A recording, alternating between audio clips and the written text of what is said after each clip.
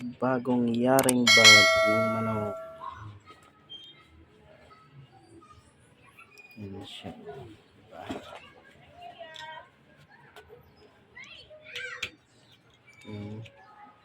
Niya. Meron pa siya rito lock sa paa. Kasi pag wala nito, yung paa pumapasok dito sa loob. Kaya ginawaan ko ng lock sa paa. Pagitan ng paa yan ilalagay. Yan. Diba? Yan siya.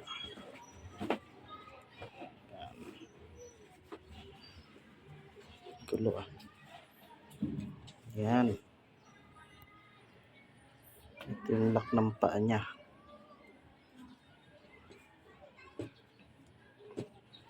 Tiyaga lang talaga sa paggawa.